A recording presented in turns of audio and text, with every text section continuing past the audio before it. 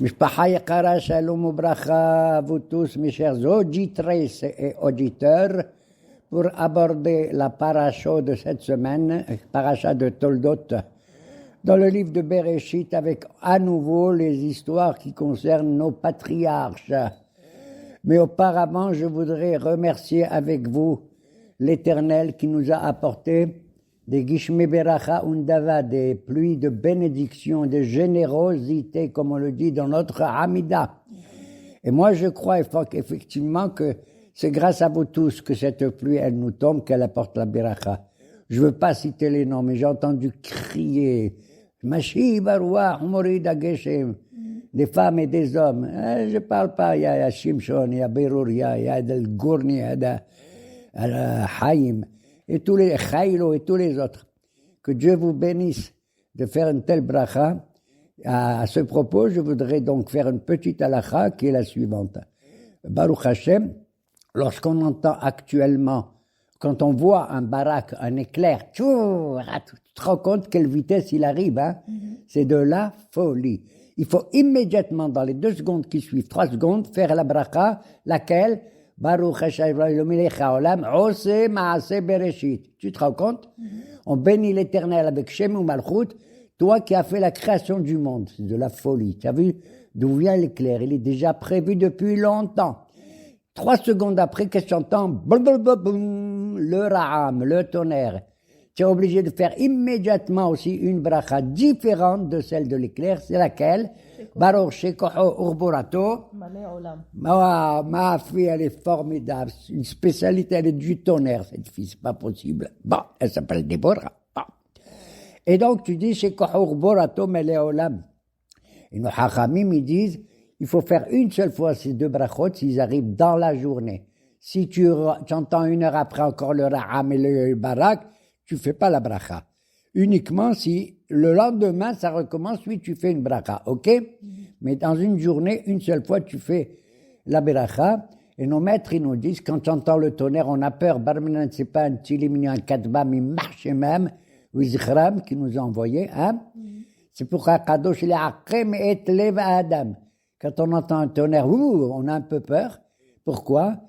Kadosh Baruch Hu a dit, si tu as un petit peu peur, c'est pour te montrer la puissance et la grandeur de Kadosh Baruch Hu, et tu penses à lui. Des fois, on pense, quand on fait la prière, on pense pas toujours à Kadosh Baruch Hu. La vérité, il y a des tzadikim, gdolim, du matin au soir, oui.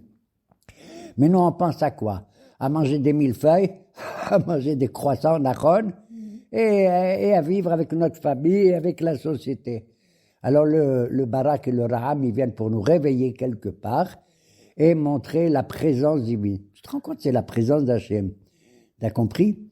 Mais elle est lumineuse comme l'éclair, mais elle est puissante comme il y a le Chesed de la Géboura là-dedans, tu entends? C'est de la folie. Voilà. Et dans à ce sujet et tout, et à propos de la paracha, on voit la relation qu'il y a entre les enfants et les parents. En l'occurrence, la relation entre Esav et Yitzhak, et celle de Rivka avec Yaakov. Et notre paracha commence comme ça, elle dit, Elle toldot Yitzhak ben Abraham, Abraham, au lieu de Yitzhak. Voici les descendants de Isaac. Ah bon, qui sait? On n'en sait rien. Et le même pasteur dit, Abraham, c'est lui qui a engendré Yitzhak. Merci beaucoup. Pourquoi tu te répètes la Torah? Je savais déjà la semaine passée que Yitzhak c'est le fils d'Abraham, Nachon. Et en plus, tu me dis que Abraham, c'est le père, il a engendré Yitzhak. Nos maîtres, ils nous disent, c'est parce que après la Hakeda, quelque chose de merveilleux. Le père et le fils n'avaient pas les mêmes vertus, les mêmes qualités morales. Abraham, il était Hesed, Nachol. Alors qu'Yitzhak, qui a fait la Hakeda, il était le Din, il est prêt à donner sa vie entière. La preuve, quand Ishmaël, un beau jour, il a dit à Yitzhak, tu sais, moi, à l'âge de 13 ans, j'ai fait la Brat Mila. Tu as vu comme je suis fort et j'ai accepté le bon Dieu que Wahad Allah. Et Yitzhak a dit, arrête. Si le bon Dieu il me demande pas de me faire la Mila seulement, mais de donner toute ma vie à lui, je la donne. Et c'est la Hakeda. Tu as vu la différence entre les deux? Entre Ishmaël et Yitzhak. Alors pourquoi on dit Abraham, Holid et Yitzhak? Je le savais. Parce que le mot Holid, tu le regardes bien, ça s'écrit He Vav Lamed Yud Dalet, d'accord? ça a la même valeur numérique que le mot domé, Dalet Vav Meme. Ça veut dire que Abraham ressemblait à Yitzhak et Yitzhak ressemblait dans son visage à qui? À Abraham. Est-ce que cette ressemblance, elle est physique? C'est possible, comme on l'a vu à propos de Lot et d'Abraham aussi, où il s'agit d'une ressemblance, je dirais, plutôt spirituelle, intellectuelle, avec la réunion des deux qualités du Hesed et de la Gebura, Nachon, Abraham, Olid et Yitzhak. Et là, on va quand même rappeler une idée qui est sous-jacente de toute cette histoire de la liaison, entre guillemets, presque fratricide entre Esav et Yaakov. Et le Kiboudorim aussi, que chacun... Qui est de parler du Kiboudorim, justement. Est-ce que Esav, il a le Kiboudorim ou pas? Alors, on peut dire, oui, Esav, il a le cabot surtout de son père, entre guillemets. Il changeait ses habits les plus beaux pour servir son père et lui apporter des aliments qui sont issus de la chasse qu'il faisait. Esav, Ish Saïd, Ish Sadeh Yodeh Saïd. C'est un homme qui va gouverner le monde. Il est dans les champs, à l'extérieur. D'accord? Alors que Yaakov, Ish Tam, Yoshev Ohalim, Yaakov, un homme tout à fait simple, pur, et il est assis sous les tentes de la Torah. Il allait de la yeshiva de Shem à celle de Hever à celle d'Abraham, etc. Il passe son temps à étudier la Torah. Et on voit qu'en vérité, et les deux, ils avaient un kavod. Et ils ont fait la mitzvah qui a écrit dans les 10 commandements, tu te rends compte? Kabed et tabicha vetimecha lema'an yarichun yamecha lema'an ittavlach. Cette mitzvah merveilleuse qui permet à chacun de nos enfants, garçons comme filles, de mériter le Olam Ha'aruch, le monde le plus long, c'est le Olam Haba, et le monde où il y a le meilleur bien, les Manit Tablach. Alors on voit effectivement que Rivka était Akara, elle était stérile, elle était stérile. Pendant 20 ans qu'elle était mariée avec Yitzhak, elle n'avait pas d'enfant. C'est marrant, toutes nos matriarches, elles étaient comme ça. C'est affreux, hein? La pauvre Sarah, elle a attendu qu'elle accouche à l'âge de 90 ans. Et Rivka, elle prie rien du tout d'avoir. Et alors, pourquoi ça leur arrive à nos matriarches? Chachamim, ils disent ki Akadosh Baruch Hu mit'avel et tfillatan shel tzadikot. Le bon Dieu, il attend que nos tzadikot, nos femmes à nous, elles prient le bon Dieu, et c'est à la suite d'une prière que l'enfant il va naître. D'ailleurs, j'ai appris dernièrement, aujourd'hui, qu'à Bnei Brak, dans l'hôpital de Maayan Yehoshua, une femme, tu écoutes, elle a accouché de quoi? Une revi'ia, c'est-à-dire des quadruplés. Incroyable, d'accord? C'est de la folie. Alors, elle est stérile, et on voit qu'elle est akara. Je ne vais pas rentrer dans le mot akara, parce que le mot akara, si tu changes, tu lis les lettres d'avant ou les lettres d'après, ça donne shofar, si tu entends le shofar, hein, shin, vav, peresh, ça suit les lettres de akara, ou bien le mot shegura, si ta prière, elle est bien prononcée comme il convient. D'accord? Alors donc, on voit, ils étaient stériles, Vayatar, elle priait dans un coin pour avoir un bébé, et lui, son mari, Yitzhak, priait dans un coin. Les Nocha Ishto, en face de sa femme. Et nos Hachamim, ils disent, qui c'est qui va agréer le bon Dieu? Vayatar lo Hashem. Dieu, il a exaucé, tu sais la prière de qui? La prière de Yitzhak. Il n'y a pas écrit qu'il a exaucé la prière de Rivka, la pauvre. Pourquoi? Peut-être parce que quand elle a quitté son frère Lavan et qu'elle a dit oui, je vais partir avec cet homme, Eliezer, soi-disant j'en ai ras le bol de vous, quoi. Mais Lavan, il lui donne une bracha. C'est quelle bracha il lui donne? At tehi rebaba besha'aro iver. Tu seras une femme qui va donner naissance à plein de gens. C'est le peuple juif. Mais ce petit malin de Harami, de Laban, le Ramma et le trompeur, dans le mot Revava, Resh, Bet, ça veut dire Rivka, Bat, Betuel, Harami. Je veux que tu restes, même si tu nous quittes, tu vas aller chez les Juifs. Eh bien, je veux que tu restes la Rivka, fille de Betuel, le dégoûtant, arabéen. Ok? Est-ce qu'elle devait faire aussi le kavod à ses parents s'ils sont Rechaim? Ah oui, la notion du kabit vecha, c'est très, très, très, très délicat, à tel point que les hachamim, ils vont très, très loin. Normalement, quand tu fais le cabot de tes parents, c'est comme si tu remontes très haut, très loin. On dit que ben ish leisha shrina benehem. Dans un couple, ils sont pas deux, ils sont trois. Quoi? Le mari, la femme et le bon Dieu, la Shekhinah. D'accord? Et voilà pourquoi la mitzvah de Kabed et Tabichatsu, elle se trouve dans les 10 commandements. Les 10 commandements, c'était 2 tables, d'accord? Une à droite, une à gauche. La table de droite, c'est Kol ha-mitzvot ben Adam la makom. C'est le commandement de l'homme vis-à-vis de Dieu. Et la table de gauche, c'est ben Adam la havero. Lo tirsah, lo tignov, etc. Mais le kibbutz avaim, tu sais où ils l'ont mis? Dans la table de droite. Incroyable, c'est-à-dire, c'est ben Adam la makom. Comment moi je respecte mon père et ma mère? C'est comme si je respectais le bon Dieu. On a dit, le bon Dieu, il entre au milieu du couple, ok?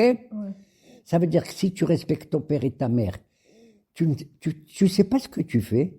En les respectant, tout se passe comme si tu rappelles que ton père et ta mère, eux aussi, ils ont respecté leurs parents. Tu as compris? Que leurs parents, ils ont eux aussi respecté leurs grands-parents. Et tu montes les générations du respect des parents vis-à-vis des parents, d'un plus haut, jusqu'où tu montes? Jusqu'au bon Dieu. Tu as compris? Qui est le père de tous? C'est Akadosh Baruch Hu. Tu as vu qui c'est ce Avicha Betimecha? La preuve, d'où j'ai la preuve que le bon Dieu c'est un père. Eh ben tu fais la prière, toi et tous mes auditeurs. Vous dites tous, surtout actuellement, Avinu Malkeinu. Nachon ou lo? Qui c'est Avinu? C'est Akadosh Baruch Hu. Hein? Il est notre père et notre roi. Il est les deux ensemble. C'est quoi la différence entre le kavod et la yira?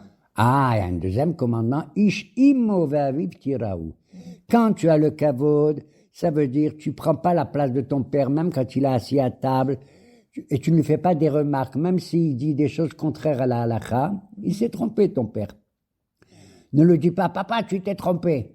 Tu dois dire, papa, ce que tu dis, tu vois, mais en vérité, regarde tel pasouk dans la Torah, il dit le contraire. Tu as compris? Dis-lui, dans la Torah, j'ai appris que. Donc, il faut faire attention comment on parle à son père et à sa mère. Il y a l'histoire d'Ama Benetina aussi. Attends, il y a ça, mais j'ai pas fini parce que d'un côté, tu honores ton père d'abord et ta mère aussi. Et après, d'ailleurs, et ça veut dire même ta grande sœur ou ton grand frère. Hein. Et d'un autre côté, à une mitzvah, le contraire, elle dit Ish imo ve'aviv tiraou. Il y a la crainte et l'amour. Imo tiraou, vous devez craindre qui? La mère et après le père. Attends, dans le caveau, tu mets le père avant la mère, et dans la crainte, tu mets la mère avant le père. C'est évident. Parce qu'en général, le père, il inspire la crainte à l'enfant, d'accord, la hiera, et moins le kavod. Et moins le kavod. Alors à ce moment-là, la Torah elle te dit, la mère, tu n'as pas tellement de kavod comme le père, mais tu dois la craindre aussi. Tu n'as pas la crainte, pardon, de la mère comme le père. La preuve, quand les enfants ils font des bêtises, qu'est-ce qu'elle dit la maman? Tu vas voir, quand ton père il va venir, tu vas voir. Tu as compris? Alors la Torah dit non. Il faut quand même aussi avoir la ima tiraou, avoir la crainte de la mère comme du père et de l'amour du père comme de la mère. Voilà. D'ailleurs, on apprend une mitzvah comme ça, de la crainte, de l'amour du père, du respect des parents. Tu sais de qui? Incroyable, mais vrai, d'un goy. Vous avez entendu parler tous que les hachamim ils ont dit, mais d'où on sait qu'il faut craindre son père, qu'il faut aimer son père et sa mère? Ils ont dit d'un goy. Il y avait un goy qui habitait à Ashkelon à l'époque. Hein? Il s'appelait Dama Ben Netina. Comme ça il s'appelait. Et on raconte ce type merveilleux. C'était un type qui fabriquait avec son père des pierres précieuses. Et un beau jour, les hachamim à l'époque du Beth Amikdash, ils voulaient habiller le Kohen Gadol, mais il leur manquait une des 12 pierres qu'il met dans le pectoral, dans sa poitrine. Les 12 pierres par rapport aux 12 vatim, aux 12 tribus. Ils sont allés, ils ont dit, on va aller voir Dama. C'est le goy qui a les plus belles pierres précieuses. Ils sont allés le voir. Ils ont dit, écoutez, on a apporté 5 millions de dollars, hein, pour acheter une pierre précieuse. Il leur a dit, oui, je l'ai, mais je peux pas vous la donner maintenant. Pourquoi? Il a dit, la clé du coffre, elle se trouve sous le coussin de mon père qui est en train de faire dodo. Il dort. Je veux pas le réveiller. Wow. Tu te rends compte? Le cabot qui fait à son père pour pas le réveiller, il est prêt à perdre combien, j'ai dit? J'ai oublié. 5 millions de dollars. 5 millions de dollars? Ils sont partis. Et comme tu dis, 3 mois, 6 mois après, ils avaient besoin, les hachamim, d'une paradouma, d'une vache rousse pour faire la mitzvah de la paradouma. Ils ont dit, on va retourner chez Ed, Dama Ben Netina. Et ils ont voulu lui acheter, il avait une vache rousse. Il leur a dit, écoutez, je ne vais pas vous demander plus que vous m'avez proposé la dernière fois, les 5 millions. D'accord? Ils ont dit, OK. Alors, tu vois qu'on apprend le kibboud avem de qui? Dingoï. Et de la ira d'un goy. Est-ce que c'est bien ou c'est pas bien? Moi, je dis c'est bien, mais il y a d'autres hachamim qui disent non. Parce qu'en vérité, si moi, monsieur Gage, j'avais la même histoire et que j'avais les clés de mon père qui dort, mon père, il aurait été content que je le réveille pour gagner 5 millions aussi. Ouais. Je lui ai fait perdre 5 millions. Ouais. Il y en a qui pensent comme ça. D'accord? Mais moi, je respecte quand même, qu'on le veuille ou non, que tu le dises ou pas, le respect, l'amour incroyable que ce Dama Ben Mitina. La preuve, sont allés chez lui. Il a mérité qu'on lui achète une pierre précieuse et qu'on lui achète une vache rousse. D'accord? Maintenant, chacun, il passe comme il veut. Il est dans les goyim. Il marchait même, surtout actuellement, qui nous veulent du mal, aussi bien les descendants de Esav que les descendants de Ishmaël. D'accord? Hein? Il n'y a que le bon Dieu qui nous envoie le tonnerre et les éclairs, mais eux, ils nous envoient des tilim et des kadbamim et tout. Ils marchent même. Ça leur tombe sur la tête. Il y a que le tonnerre, il leur tombe à eux sur la tête, maintenant. Voilà. Et donc, ça m'a inspiré tout ça parce que c'est l'histoire que, finalement, comme on a dit Nishmat Kol Hay Nachon, pour exaucer nos prières, parce que dans ce Nishmat Kol Hay, tu vois qu'il y a une allusion entre Yitzhak et Rivka. Elle priait dans un coin et lui dans un coin. D'où je sais. Parce que dans la prière de Nishmat Kol Hay, vers la fin, tu sais ce qu'on chante nous? Surtout nous, les Constantinois. Befi Yesharim Titromam, Obsifte Sadikim Titbarach, Obrishon Hasidim Titran, Obred Kedoshim Titalel. Tu vois le mot Yesharim, Tzadikim, Hasidim et Kedoshim, c'est quel nom? Yitzhak. Et juste en face, Befi Yesharim Titromam, Ro c'est Resh, après Titbarach c'est le Bet, Titqaddash c'est le Qof, Tithallal c'est le He. Et c'est écrit en gros dans nos prières, dans nos livres de prières, d'accord? Qu'est-ce que tu as? Yitzhak en face de Rivka. Voilà, en face de Rivka. Donc c'est important cette notion qu'Akadosh Baruch Hu, il agrée aussi bien la prière de l'homme que celle de la femme. C'est vrai, il faut dire la vérité, on a besoin de ces deux prières. Pourquoi? Parce que l'homme, il a plutôt la tête dans le ciel. Il est, je ne sais pas comment te dire, on est très spirituel, d'une certaine manière, très rouhani. On accepte le monde tel qu'il est. Tandis que la femme, elle veut un monde parfait. C'est la vérité. Moi, j'entends des publicités où les femmes, elles disent « Ouais, on va acheter tel produit parce que, waouh, on va avoir un parterre brillant, merveilleux. » Elles aiment le côté. Et c'est ça. Donc, c'est Shamaim va'aretz. Or, le bon Dieu, il est le Dieu Elohe Shamaim ve'Elohe ha'aretz. Donc, les deux brachot du Père comme de la Mère, de l'homme comme de la femme, doivent être ensemble, mamash, à exaucer. Malheureusement, c'est pas le cas de notre paracha, où quand la pauvre Yitzhak, elle est enceinte, elle croit qu'elle a un bébé. Quand elle marche dans une synagogue, ce bébé veut sortir pour prier.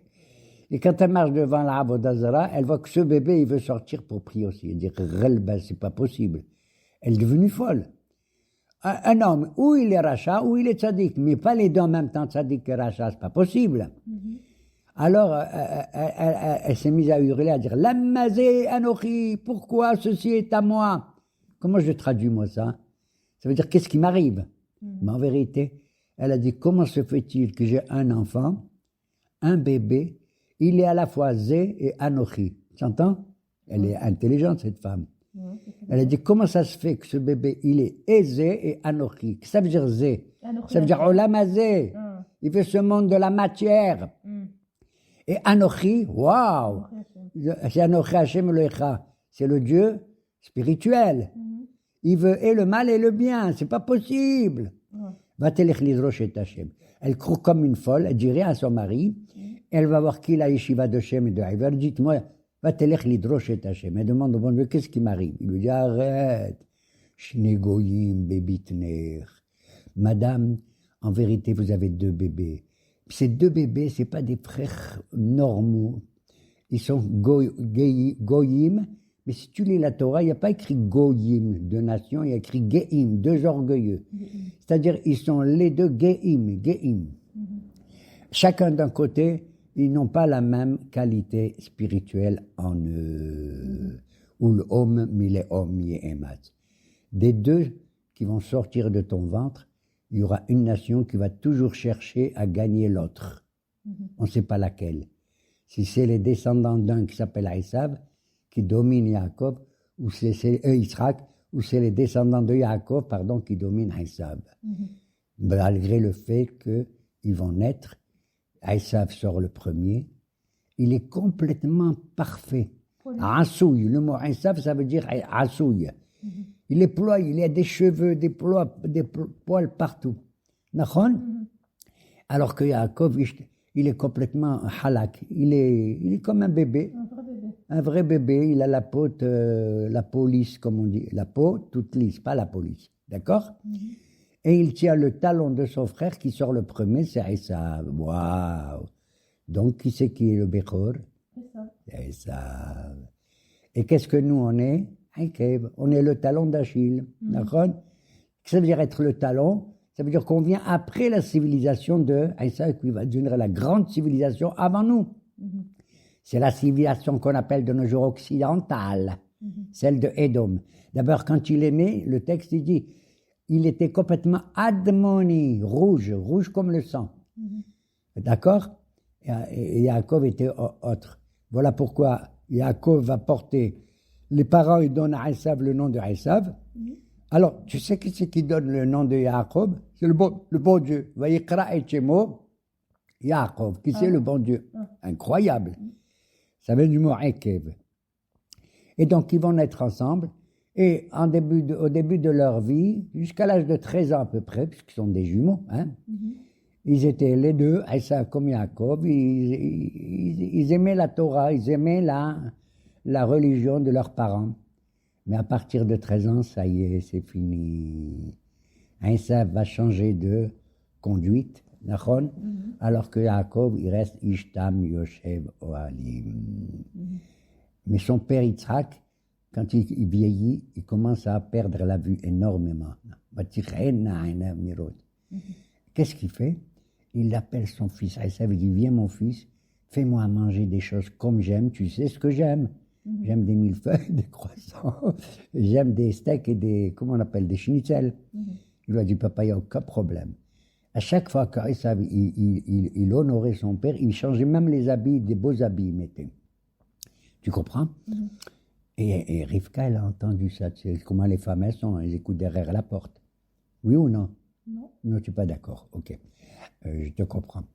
Et elle a entendu ça, elle a vite dit à son fils Yaakov, parce qu'il a écrit Yitzhak aimait Esav et Rivka aimait Yaakov. Pourquoi Rivka aimait Yaakov? Parce qu'elle savait, grâce à la névoie, que il est comme ça, l'autre il est comme ça. Et le Navi lui a dit, Vayomer Hashem là. Je te dis à vous, madame, ça veut dire ne le raconter à personne, même pas à votre mari. Ça m'étonne quand même. Elle aurait dû raconter, à mon avis. Bon. Et donc, elle lui dit, vite, ton père, il veut bénir Esav. Vite, tu vas mettre les beaux habits qui nous viennent depuis longtemps de Adam Arishon. Et tu vas me prendre 2 veaux, je vais les préparer tout, tu les offres à ton père. Ce jour-là, d'après certains, c'était la fête de Pessah, avant l'événement. Et un, c'était le Korban Pessah, et l'autre, c'est le Korban Hagiga de la fête. Elle lui prépare, et il arrive avant Esav. Esav est parti faire la chasse pour apporter à son père, et Yitzhak lui demande à cet enfant qui rentre, il lui dit, qui es-tu? Qui es-tu? Je sens les odeurs de tes vêtements comme les odeurs du parfum du Gan Eden. Riah beni, kasadek, riah hasadeh, ashir birachou Adonai. Qui es-tu? Il avait le doute. Il lui a dit, Anochi, Esav bechorcha. Je suis, virgule, Esav, c'est ton aîné. Tu as compris la ruse? Ouais. Il est Kim Ta'ateya. Il a eu peur, même Yaakov, de parler comme ça. Il a dit à sa mère, il a dit, ne t'inquiète pas. Si tu as un malheur barminan, que ça t'arrive, Alaïk il altra béni. Moi, je vais supporter toutes les conséquences. Tu sais comment ça veut dire le mot Alaï? C'est Aïn, Lamed, Yod, ça veut dire j'aurai les conséquences de Aïn, de Esav. Lamed, c'est la vanne. Et Yod, c'est Yosef, ce qui est arrivé plus tard à Yosef. D'accord? Il est parti en tremblant et tout. Et il dit, c'est moi. Mais Esav, c'est ton aîné. Le pauvre Yitzhak, il a cru que, oui ou non, est-ce qu'il a devant lui Yaakov, viens, je vais te toucher, je vais voir qui tu es. Elle lui a mis des habits avec des poils. Comme ça, quand il le touche, Yemouchen et Abicha, il va sentir des poils, il va croire que c'est Esav. Et il va le bénir. Viten lecha Elohim ital hashamayim umishmane haaretz verov dagan metirosh. Il y a 10 mots dans cette beracha, tu entends? C'est comme les 10 mots qu'on fait quand on fait un motzi lechem min haaretz. Il y a 10 berachot comme les 10 sphères des kabbalistes, d'accord? Et il le bénit, il lui donne cette beracha. Viten lecha Elohim ital hashamayim. Tu as vu, il donne la beracha d'abord du ciel, après de la terre. À ce moment-là, bon, tac, la porte elle est toquée. Qui c'est qui arrive? C'est Esav. Et Yaakov il se cache pendant que Esav il rentre. Papa, c'est moi. Il a dit quoi, c'est toi? Mais je t'ai déjà vu. Il lui a dit non, mais c'est moi maintenant, je t'ai apporté ce que tu m'as dit. Il a dit ah, mais il est venu ton frère Bemirma. Mirma, ça ne veut pas dire la tromperie, parce que même en hébreu, le mot Mirma, ça veut dire avec Chokma, avec ruse. Mais une ruse positive, pas Orma. Ah, il est venu, c'est pas vrai. Il s'est mis à pleurer, Esav. Je te jure, j'ai de la peine, je te dis la vérité. Qui s'est mis à pleurer parce qu'à cause des larmes qu'il a versées, on va souffrir plus tard du temps de Purim et tout. Parce que Haman, tu sais d'où il descend? Il descend de qui? Il descend de Esav. Il descend de Eliphaz. N'oublie pas que le petit-fils de Esav, c'est Amalek aussi. Bon, alors il s'est mis à pleurer et tout. Il lui a dit, quoi, tu n'as qu'une seule beracha? C'est mon frère qui est venu, il m'a volé la Bechora, il m'a acheté la Bechora. Il n'a pas volé, il avait acheté. Ah, là, Yitzhak dit, ah mince, je ne savais pas, mais dans son cœur, Yitzhak a dit, alors Yaakov, il a raison. J'ai bien fait de le bénir avant, mais je vais quand même bénir Yitzhak. Regarde comment il est Yitzhak, c'est de la folie, Datadine. Il lui a dit à ça, tu as une seule beracha que tu donnes, tu n'as pas une deuxième pour moi. Et il lui a donné une deuxième beracha. Moins importante, mais dans la deuxième bracha qu'il donne à Esav, on voit qu'il lui donne la bracha de la terre avant de lui donner la bracha du ciel. Et c'est ce qu'il dit à Esav. Quand il a acheté la bracha, la Bechora, il était fatigué. Il voit que Yaakov est en train de faire un plat de lentilles. Parce que Barminan, quand il y a un deuil, à l'époque, chez nous aussi à Constantine, on faisait des lentilles à manger. Elles étaient rondes, parce que la terre est ronde, et aussi parce qu'elles étaient rouges. Kulo Admoni. C'est ce qu'il a dit à Esav. Je suis fatigué. Aïf Anochi. Ine Anochi olech lamut. Mon frère Yaakov. Je vais mourir. Anochi, il va mourir. Barminan, tu attends que ça veut dire? Velamazé li Bechora. Moi, Anochi Barminan olech lamut. Il a renié le bon Dieu, pour ainsi dire. Quand il a dit Anochi, c'est Dieu. Il n'y a que Dieu qui dit Anochi.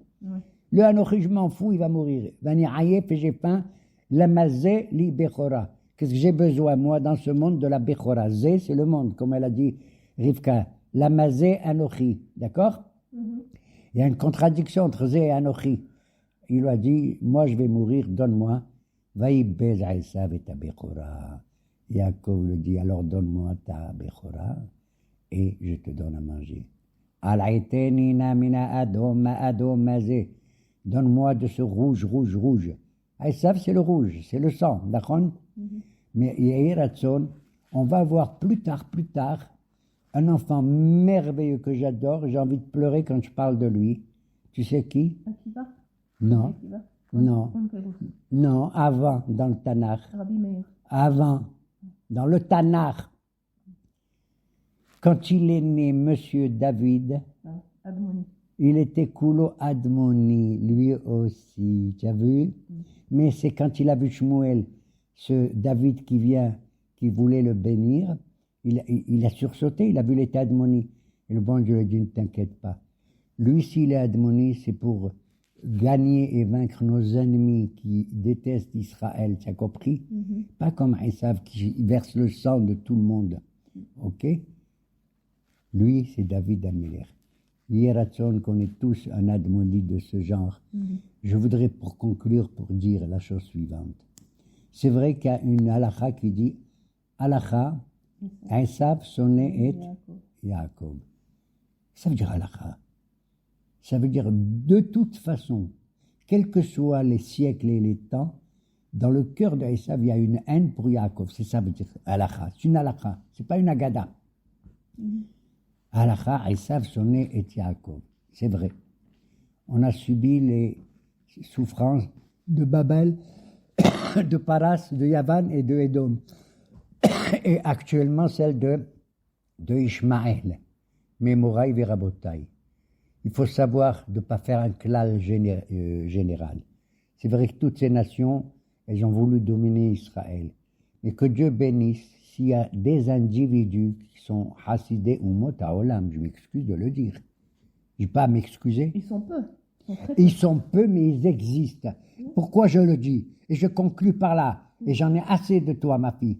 Parce que tu as des pensées, d'accord, je suis d'accord avec toi, mais je veux moi aussi dire qu'il y a parmi des goïms, des hassidés ou mot à olam, et je ne l'ai pas inventé, c'est la Gemara qui nous le dit. Tu sais qui?